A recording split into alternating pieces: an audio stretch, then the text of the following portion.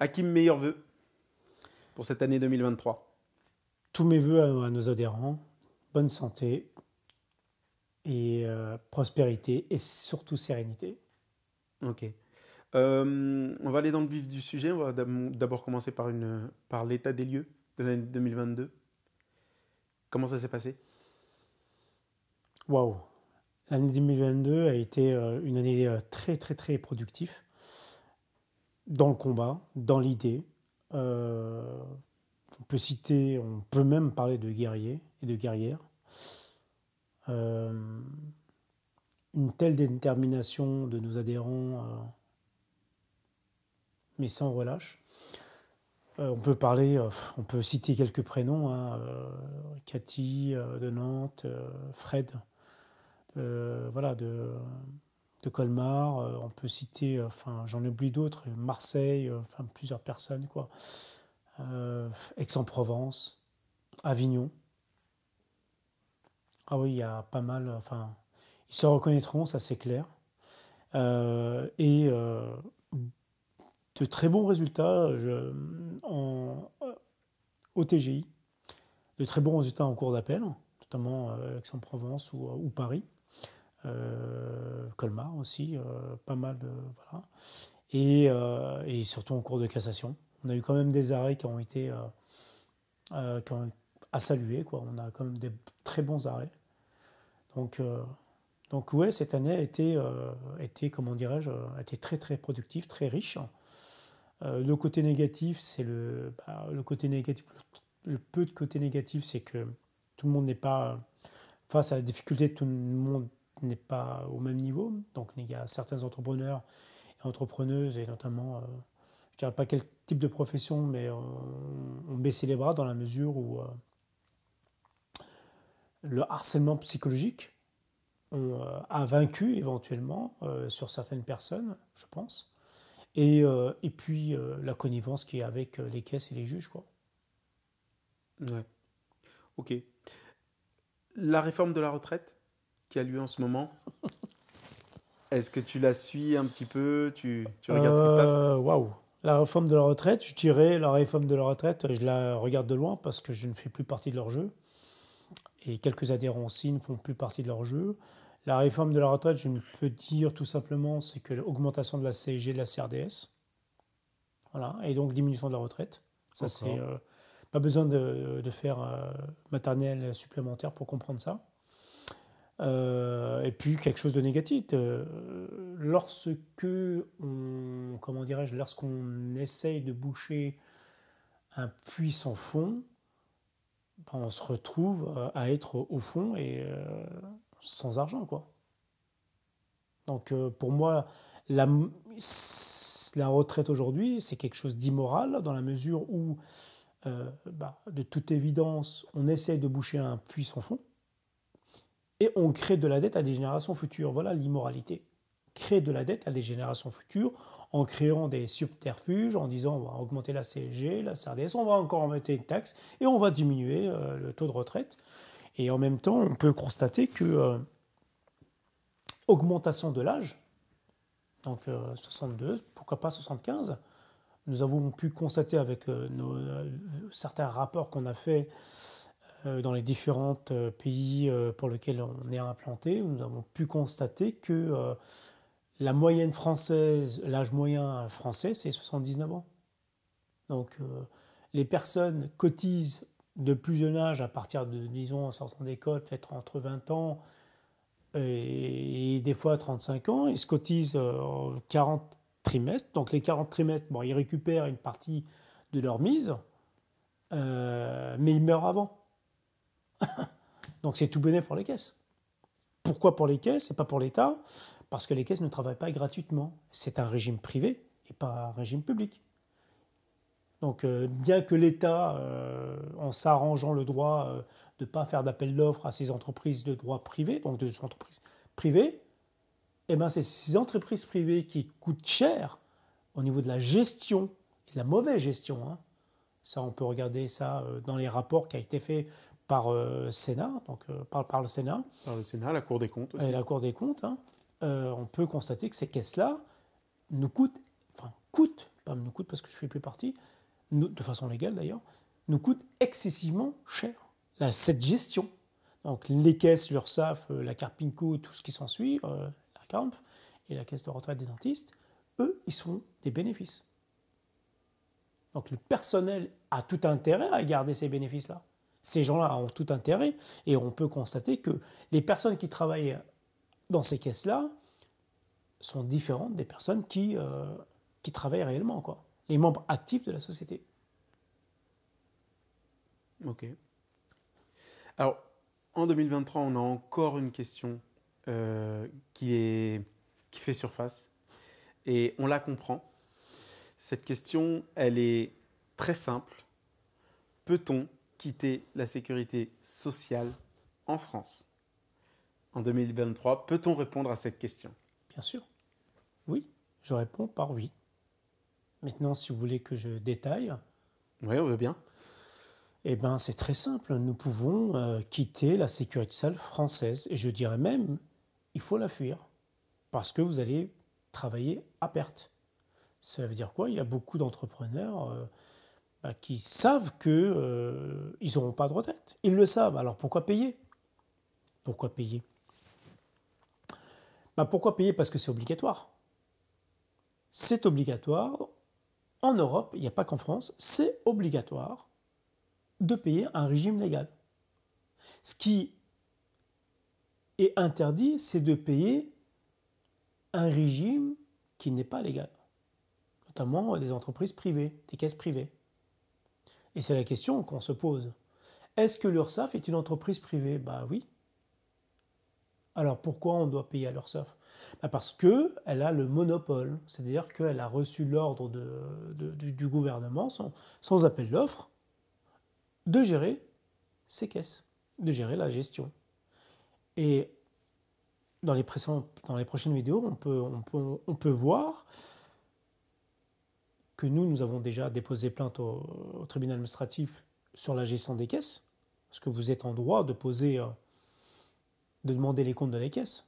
Tout à fait légal, vous êtes en droit parce que vous payez. Donc vous devez avoir connaissance des informations. Et notamment, le syndicat Thales a posé plusieurs questions, notamment au Conseil constitutionnel, parce qu'on a bloqué quelques arrêtés et quelques textes législatifs pour lesquels nous sentons que ça a été à l'encontre de nos convictions. Nous avons constaté aussi que il y a une opacité de ces entreprises privées, ce qui est pas normal. Et c'est pour ça qu'on les a attaqués au tribunal administratif, notamment à Montreuil et notamment l'URSSAF d'Île-de-France, pour avoir quelques questions. Alors je peux pas trop en parler parce que la plainte a déjà été déposée, mais bon, je pense qu'ils veulent jouer le temps, c'est-à-dire qu'ils veulent faire durer la procédure pour pouvoir ne pas nous répondre. Parce que la question qu'on a posée au Conseil constitutionnel, est-ce que le préfet avait le droit de créer une entreprise privée? Ils ne nous ont pas répondu. Est-ce que le préfet a le droit de créer une entreprise privée? Et notamment, les caisses ont été créées par un arrêté d'approbation et pas un arrêté de création. Et l'arrêté d'approbation, c'est-à-dire approuver le statut des caisses, ne peut pas se substituer à un arrêté de création. Le seul qui a été honnête et respectable, c'est le préfet de Toulouse. C'est le seul qui a dit « je ne reconnais pas l'article 1 ». C'est-à-dire « je ne reconnais pas la création car je n'ai pas la compétence ». C'est le seul. Ok.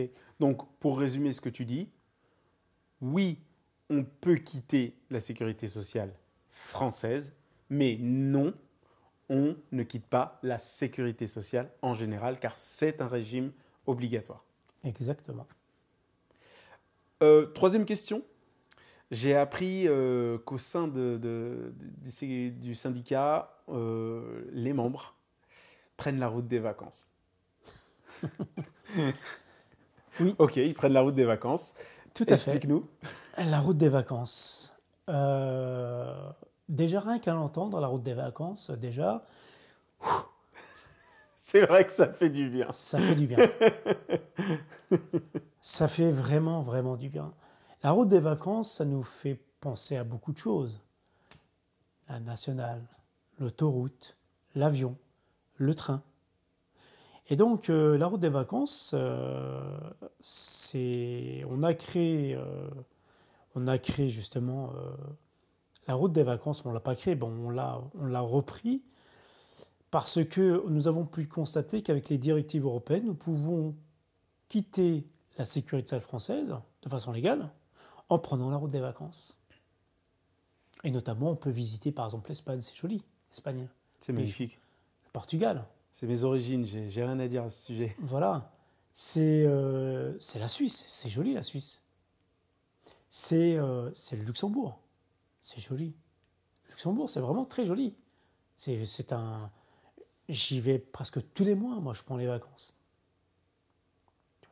C'est l'Allemagne. Il y a des beaux pays en Allemagne, enfin, il y a de belles régions en Allemagne. Ah, c'est l'Autriche. Nous avons aussi un adhérent là-bas. En Bulgarie, nous avons aussi un adhérent là-bas. Alors lui, il part aller 15 jours en Bulgarie. Il aime bien ce pays-là. Et donc du coup, on l'appelle la route des vacances parce que dès lors où on prend la route des vacances, on n'est plus affilié au système de sécurité sociale français. Et donc du coup, non seulement le fait d'être transporté dans un autre pays, dans une autre culture, ça nous enrichit financièrement et intellectuellement. Et ça nous fait un bien-être psychologiquement, c'est-à-dire qu'on se sent plus léger, moins de soucis, moins de contraintes. Et la route des vacances, c'est ni plus ni moins que l'application de la directive européenne qu'on a mis en place, qu'on fait appliquer. Et d'ailleurs, c'est appliqué par nos membres qui prennent la route des vacances. Et les autorités françaises nous accordent en disant « mais si c'est pour le bien-être de monsieur, qu'il parte ».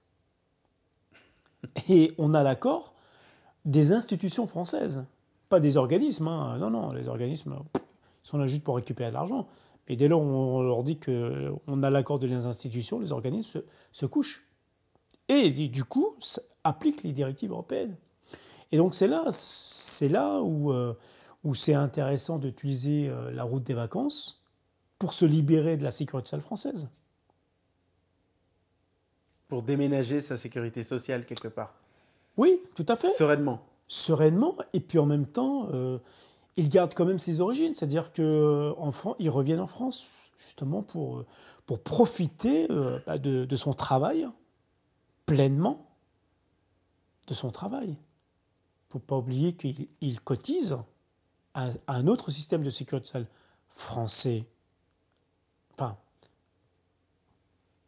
pour les expatriés, par exemple, on a quand même pas mal de membres qui cotisent à l'URSSAF, mais qui cotisent au système de sécurité sociale des Français de l'étranger. Et là, on peut dire qu'il y a quand même une injustice, parce que pourquoi les Français de l'étranger payent à peu près dans les 200 € de cotisation, quel que soit leur revenu, et que nous, on est taxés, enfin, nous, les personnes qui travaillent en France, qui sont de manière obligatoirement permanente. affiliés, Ouais. exactement, ils payent entre 45 et 75%. Donc il y a quand même une inégalité. Mais on a réussi à faire appliquer le droit depuis 2019.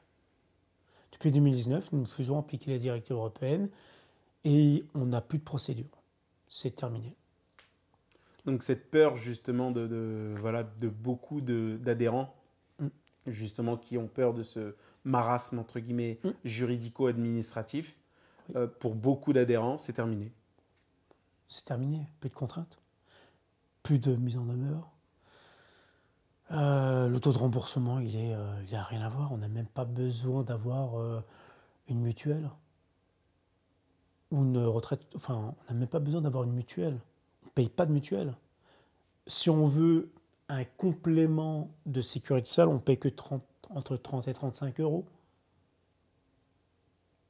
d'une complémentaire en France. Une complémentaire moyenne. C'est la moins chère. Et on a vu qu'ils se font rembourser en France, en Espagne, Portugal, partout. Et la totalité. Donc, Et puis en plus, on a le choix entre une retraite par capitalisation, ce qui est magnifique, et une retraite par répartition. Parce que beaucoup de pays font appliquer une retraite par capitalisation, et d'autres, notamment l'Espagne ou la France, font une retraite par répartition. Vous vous rendez compte, on paye des cotisations en Espagne pour un entrepreneur, quel que soit le revenu, 300 € par mois. 300 € par mois. Maximum, le plafond de la Sécu, il est 4 000. En France, on est à 41 quelques mille. Oh, il n'y a pas un problème là? C'est vrai qu'il y a une profonde disparité entre les différents régimes en Europe qui est hallucinante. Mais complètement. Et ils sont assurés au même prix, hein, c'est-à-dire qu'ils sont remboursés. Carte européenne de sécurité sociale, elle est valable partout. Hein. Et c'est pas... voilà, on n'est plus... on peut mettre en doute, la capacité juridique des caisses. On l'a fait d'ailleurs. Lorsqu'on a soulevé la question prioritaire sur l'article S144-5 du Code de la sécurité sociale, on a pu constater que les caisses subventionnaient, payaient les assesseurs et le fonctionnement, c'est toujours d'actualité, et le fonctionnement du tribunal. Au sein du TGI. Au sein du TGI, exactement. On a pu, dans mon cas à moi, dans une des affaires, je remercie tardivement le procureur d'Evry. Quand je lui ai mis en demeure en lui disant donnez-moi les contrats de travail, c'est là où j'ai constaté que la secrétaire était en violation de l'article L144-5 du Code de la Sécu, du Code SS. Pour la bonne et unique raison, c'est que, à l'exception du président et des secrétaires, mais la secrétaire avait un contrat avec la Caisse primaire d'assurance maladie. Donc, on voit bien qu'ils sont jugés partis. Et d'ailleurs, c'est pour cela qu'on a créé le Master Clash au sein du syndicat. Le Master Clash. Le Master Clash, exactement. Encore une nouveauté. Explique-nous. Exactement. Le Master Clash, c'est, si vous voulez, c'est une formation qu'on fait à nos adhérents pour parler directement au juge. Parce qu'il n'y a que le juge qui pose des questions et que même les caisses, à travers leurs avocats, maintenant moins parce qu'il y a moins d'avocats parce qu'ils n'ont plus d'argent, et notamment le Covid, il est passé par là en même temps, et ça les a exterminés. Mais les juristes, les juristes ne posaient pas de questions. Et c'est pour ça qu'on a vu le système pervers du tribunal de la Sécu. C'est que c'est le juge qui pose des questions. Et quand le juge veut écarter des pièces, on l'a bien vu. Qu'est-ce qu'il pose comme question? La relation qu'il y a entre la caisse et le juge, un mot très simple. C'est un contestataire, il conteste le monopole.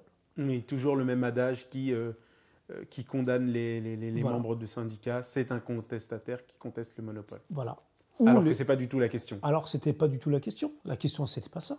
La question est que, et vous allez voir même, on va vous le mettre en lien, le Premier ministre le dit, Darmanin. Il le dit. Un dysfonctionnement informatique des calculs. Et on l'a bien vu. Et c'est d'ailleurs, on a gagné en cassation. Il y a des arrêts, il y a plusieurs arrêts de nos adhérents qui ont gagné en cours de cassation. Le calcul est faux. Le calcul est faux. Et je dirais même mieux, on a soulevé quelque chose pour lequel les juges les couvrent. C'est que c'est jamais le directeur qui signe les contraintes. On a des rapports d'expertise qu'on a fait grâce à nos membres. Et je tiens à les saluer encore une fois pour leur détermination, ils sont quand même ingénieux ces gens-là. Non seulement c'est des artisans, des commerçants, des professions libérales, mais quand même ils arrivent à trouver des subtilités que même les avocats ne trouvent pas. C'est fort. Pas mal. Pas mal. Alors, après la route des vacances, après la formation Masterclass, autre nouveauté au sein du syndicat, j'ai entendu parler de la technique ultrasonique. Waouh! Qu'est-ce que c'est? Alors la technique ultrasonique, effectivement, la technique ultrasonique, c'est une technique très importante. La technique ultrasonique, c'est une infrastructure qui a été faite par nos membres de différentes professions et qui permet, si vous voulez, de ne plus... lorsqu'on parle... Enfin, c'est un peu ma spécialité. Lorsqu'on parle d'hypersonique, on parle de fréquence. Et notamment, lorsqu'on parle de fréquence, nous avons créé, c'est vraiment unique en son genre, on ne l'a pas vu ailleurs, mais vraiment dans le globe, c'est une technique de transmission d'informations hypersonique. Cela veut dire que c'est un signal qui va encore plus vite que le big data. Et ça, c'est très intéressant, notamment sur les transferts de données, tout type de données. Ça peut être financier, ça peut être des actes courants. Et ça, ça nous rend presque, je dirais, plus qu'indépendants. On n'a pas besoin d'une tierce personne pour nous dire est-ce que vous nous accordez si on transfère ceci, est-ce que vous êtes d'accord? Non, on le fait tout de suite. Instantané, de pair à pair. De pair à pair, très instantané et partout dans le monde. C'est-à-dire qu'on est en train de dire au gouvernement, ou au gouvernement de règle générale, de manière générale, c'est que ce qu'on a créé, en même pas un clic, c'est transféré. Sans approbation de qui que ce soit. Sans approbation de qui que ce soit. Voilà. Et donc ça, c'est quand même... on va encore le développer, parce que je pense que on n'est pas beaucoup à connaître ce système-là. Et ça, voilà, c'est pour nous, pour nous, c'est une réussite. C'est une réussite. C'est une réussite parce que ça met en échec plusieurs organismes. Comme? Je ne dirais pas des organismes gouvernementaux parce que nous ne faisons pas de politique, mais ça met en échec les différents organismes, ne serait-ce que la sécurité sociale.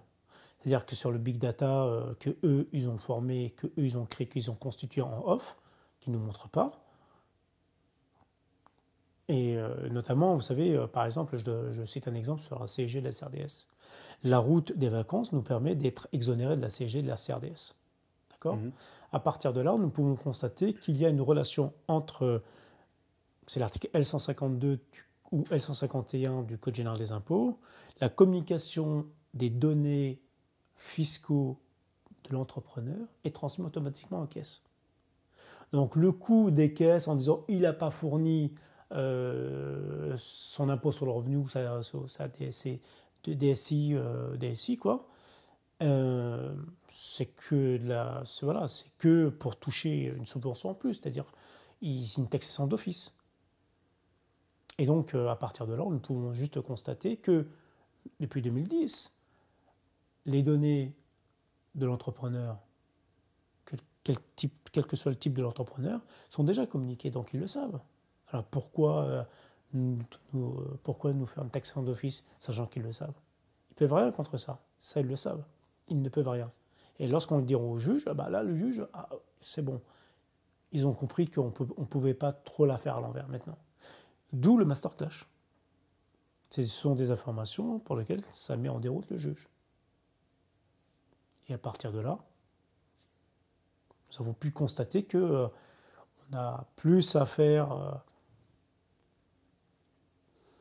à une parodie de justice, dans certains cas. Une commedia dell'arte.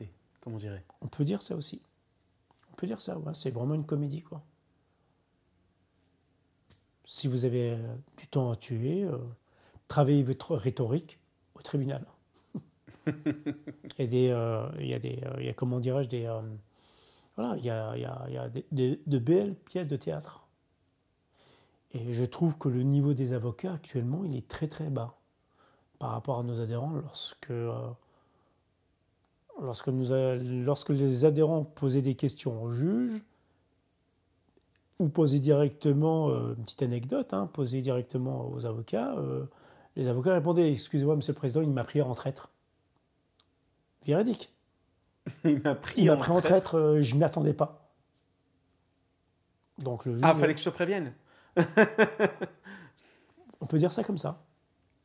On peut dire on peut dire ça. Alors, vous savez, quand le juge dit oui, vous avez envoyé les conclusions il n'y a qu'un jour ou 2 jours, est-ce que la caisse les accepte ou on les écarte? Ce sont